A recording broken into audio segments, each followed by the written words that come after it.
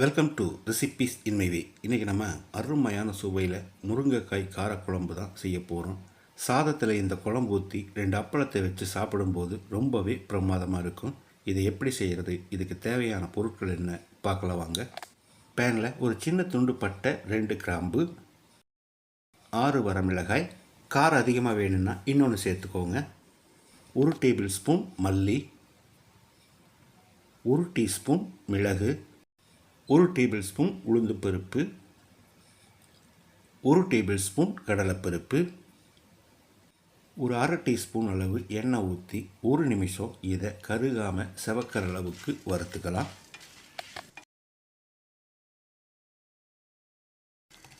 செவந்து வர்ற அளவுக்கு வறுபட்டுருச்சு. இதில் 1 டீஸ்பூன் சீரகம், 1 டீஸ்பூன் சோம்பு, ஒரு சின்ன நெல்லிக்காய் அளவு புளி சின்ன சின்ன துண்டுகளாக பிச்சு போட்டுக்கலாம். மறுபடியும் ஒரு 30 செகண்ட் இதை பிரட்டி விட்டுடலாம்.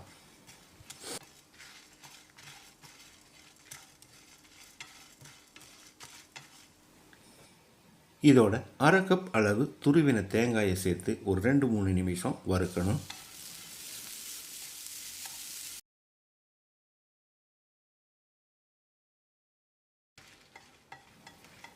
எல்லாமே நல்லா வறுபட்டுருச்சு. இதை எடுத்து ஒரு பிளேட்டில் கொட்டி ஆற வச்சிடலாம்.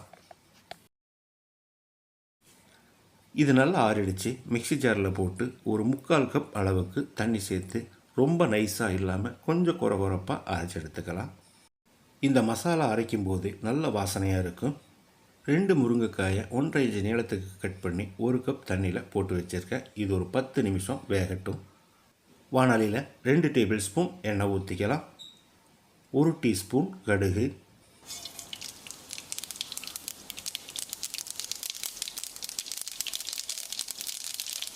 1/2 டீஸ்பூன் சீரகம்,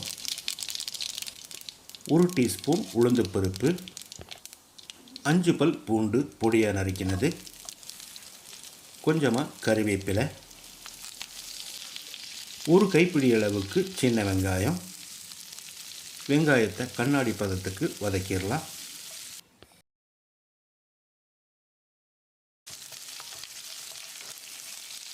இப்போ இதில் ஒரு பெரிய வெங்காயத்தை பொடியாக நறுக்கி வச்சுருக்கேன். இதையும் போட்டு வதக்கிடலாம்.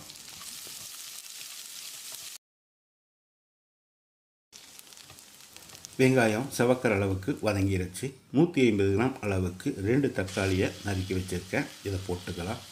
1 டேபிள் ஸ்பூன் உப்பையும் சேர்த்து தக்காளியை மசிகிற அளவுக்கு வதக்கிடலாம்.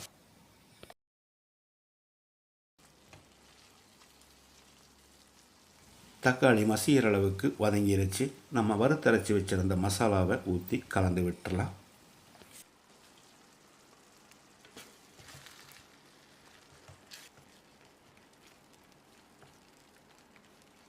மிக்சி ஜார் அலசி ஒரு அரை கப் அளவுக்கு தண்ணி சேர்த்துக்கலாம்.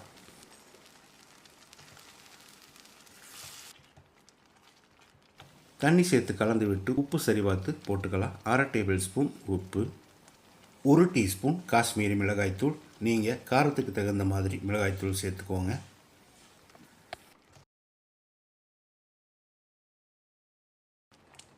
இப்போ இதில் நம்ம 10 நிமிஷம் வேக வச்சிருந்த முருங்கைக்காயை தண்ணியோடைய சேர்த்து கலந்து விட்டுறலாம்.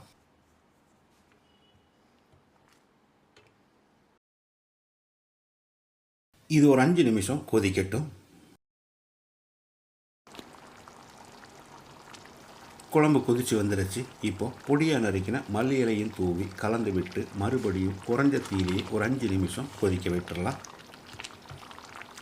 இடையில அடிக்கடி கலந்து விடணும். பருப்பெல்லாம் சேர்த்துருக்கிறதால அடி பிடிக்க வாய்ப்பு இருக்குது. அருமையான சுவையில் அரைச்சி வச்ச முருங்கைக்காய் காரக்குழம்பு ரெடி ஆயிருச்சு. இதே மாதிரி இதே அளவுகளோடு நீங்களும் செய்து பாருங்கள். இந்த வீடியோ பிடிச்சிருந்தால் லைக் பண்ணுங்கள், கமெண்ட் பண்ணுங்கள், ஷேர் பண்ணுங்கள். சப்ஸ்கிரைப் பண்ணாதவங்க சப்ஸ்கிரைப் பண்ணுங்கள். மறக்காமல் பெல் பட்டனை கிளிக் பண்ணுங்கள்.